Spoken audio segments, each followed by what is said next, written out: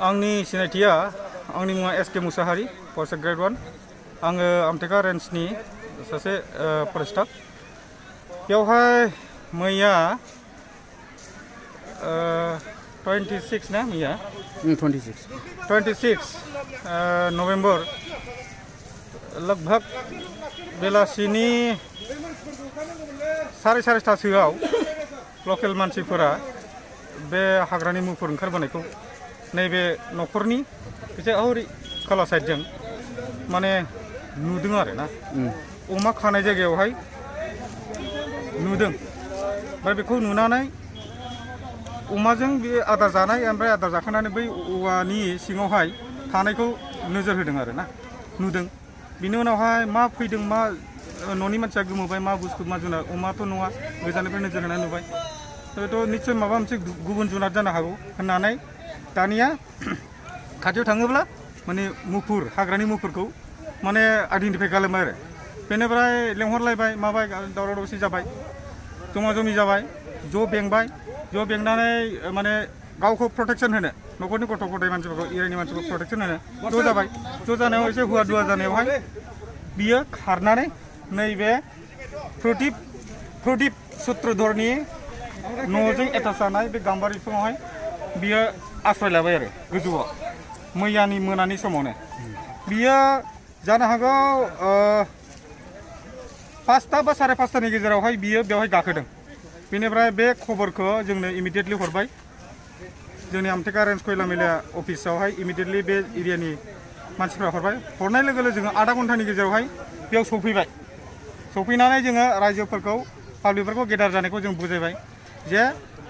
बे हाग्रानि जुनारजों बांद्राय खेला खालामनो नाङा नोंसोर गोजानाव था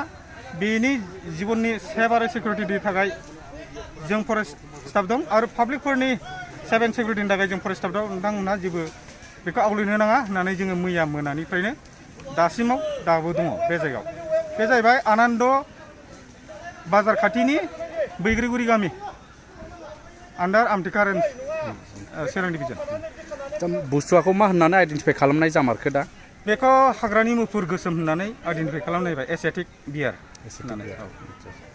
ओमफ्राय दा बेखौ नोंथांमोना मा खालामनो नागिरदों डिपार्टमेन्टनिफ्राय बेखौ जोङो अलरेडि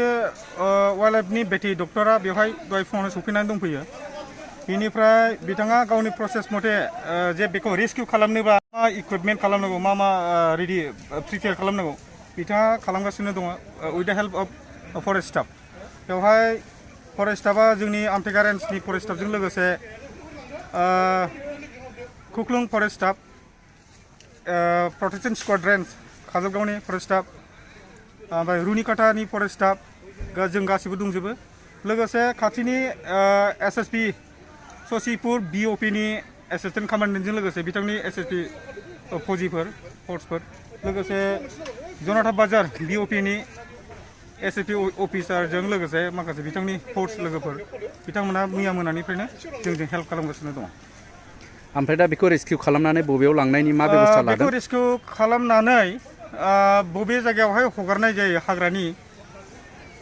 हाग्रायावनो हगारनाय जागोन दा बबे जायगायाव हगारनाय जागोन बेखौ हाइ अफिसारफ्रा बेखौ डिसकास खालामनानै बेखौ थिग खालामगोन ओमफ्राय दासिमाव जोंनिसिम बे माबाया डाइरेक्सना फैथ'नाय जायाखै आरो दासिमावथ' जेबो माने पाब्लिकफोरखौ खहा खालामनो हानाय जेबो नुवाखै दासिमाव पाब्लिक जेबो खहा जायाखै जोङो जाहाथे पाब्लिकआ जेबो खहा जाया बिनि थाखायनो जोङो एडभान्स खबर हरनाय लोगो लोगो माने जेबो जोङो माने जेबो माने माबा देरि खालामाबालानो उइदाउट फार्दार डिले जों इमिडियेटलि बिसिम रास जाफैदों आरो पाब्लिक गेदारिंखौ जों बुजायनानै कन्ट्रलाव दोनदों ओमफ्राय बे गोजौ गाखोनाय पजिसनाव दासिमाव दं जेबो पाब्लिक हार्म जायाखै ओमफ्राय जुनारनावबो जेबो माने फिजिकेलि हार्म जायाखै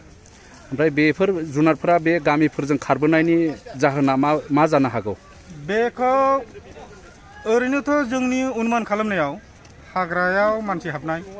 हाग्रा एवस्रांनाया सानसेनि उनाव सानसे बारायलांगासिनो दङ दा बिनि थाखायबो बिसिनि थानाय जायगायाव आवलायनाय हिसाबै आरो बिसिनि थानाय जानायनि माने अभाब जानायनि थाखाय बिसोरो निस्सय ओरै हायेन फारसे ओंखारबोदों जानो हागौ जों बेखौ अनुमान खालामदों आरो आन्दाज खालामदों